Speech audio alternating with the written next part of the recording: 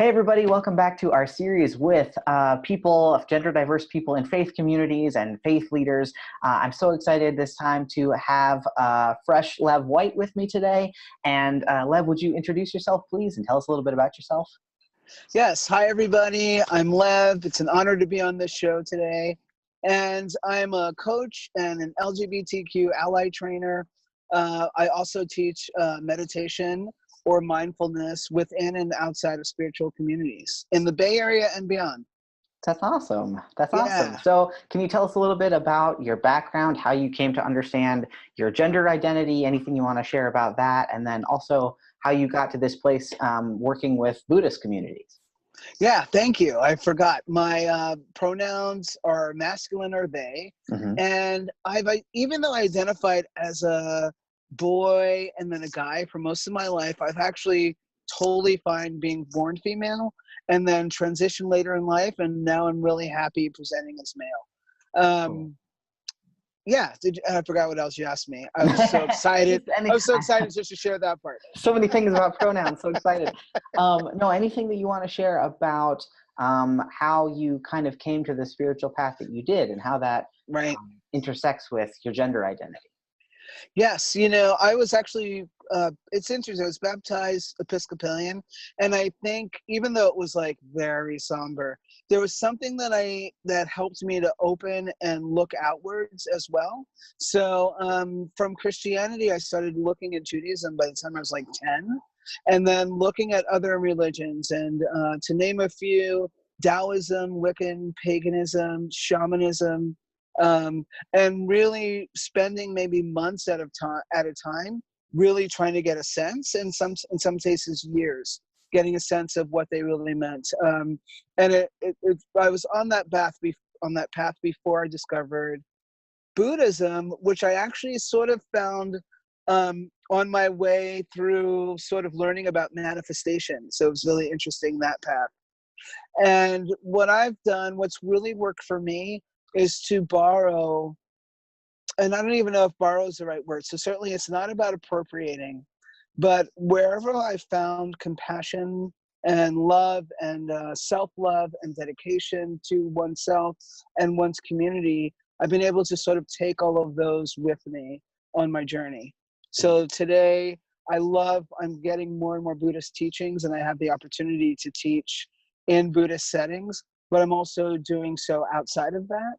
And then within this Vipassana tradition where I teach, I'm actually allowed to talk about other things. So I can play Hindu music, during the break, and then talk about, the alignment of Jesus and Buddha and their dedication to really practicing, really just taking time out to practice, while also bringing in Abraham and just his commitment to what he found his higher power to be. Mm-hmm. So That's yeah, really cool. and So there's lots of yes, different pieces that you like.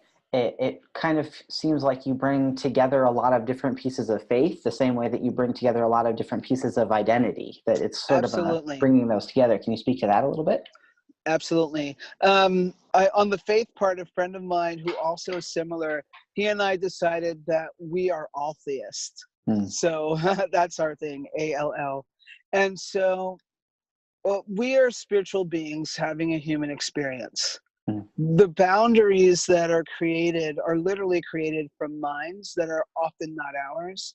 So with a really good practice, no matter what your religion is, whatever your practice is, whatever you believe in, with a really good practice of spending time alone with yourself, spending time alone with nature, I find that it just helps you to see that we're not just complicated, but beautiful expressions of all that we're meant to be. So we're here to explore. So I'm here to explore gender, not to perform a particular gender based on social norms.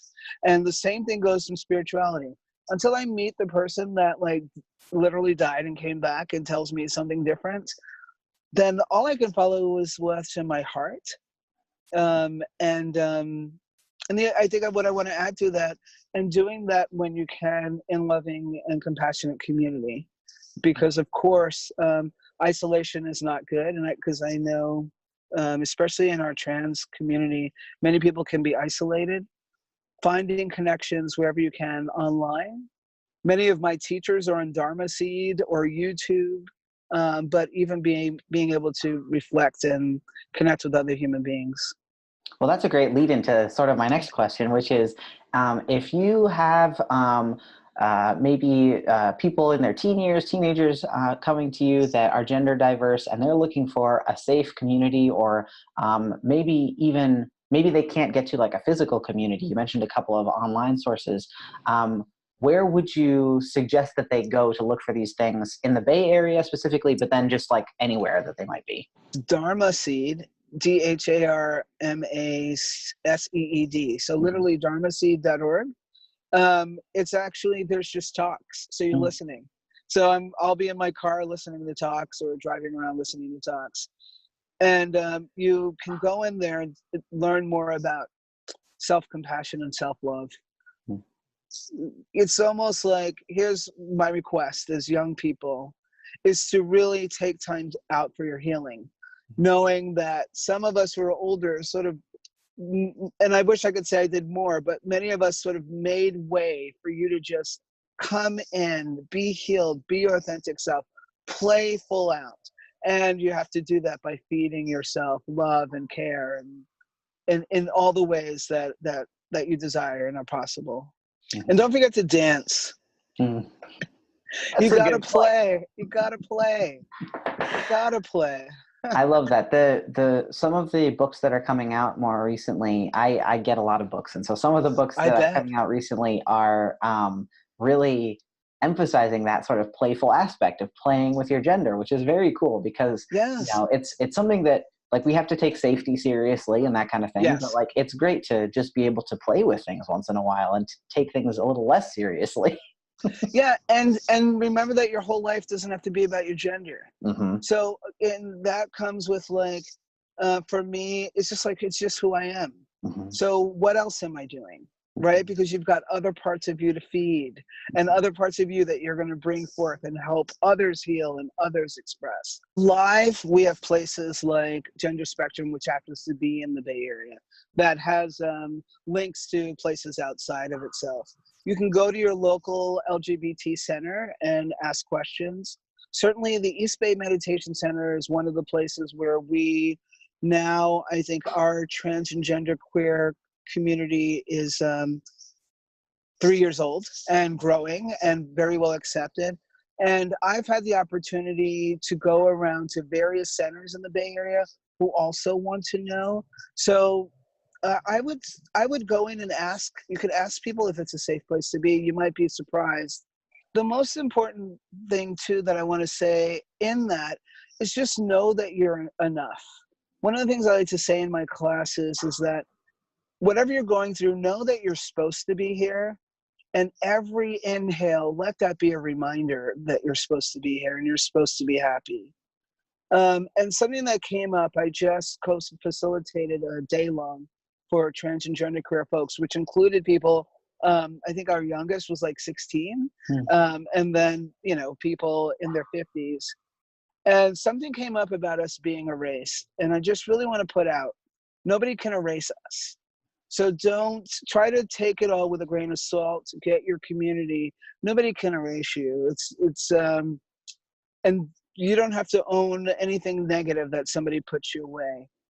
We are beautiful expressions of human beings as trans people living your authentic self, and just really own that. So I don't want to go on too much. No, it's good. We need that kind of soapbox sometimes to remind us. More and more, because of our youth in particular, places are becoming more and more open, and it's because of our youth who are really demanding change. I mean, the changes that are happening in schools, and it might not be happening where you are, just know that it's coming. If you can't get to us, know that it's spreading. Thank you so much, Lev, for being here with us today. I really appreciate you taking your time out of your busy day, doing this from your car. It's very cool. So thank you for doing that. Is there anything else you want to say before we go? It's a total honor. Thank you for having me. And I'm just going to say it again. You are enough. You're worth it. You're valued, and we need you. Please love yourself and take care of yourself.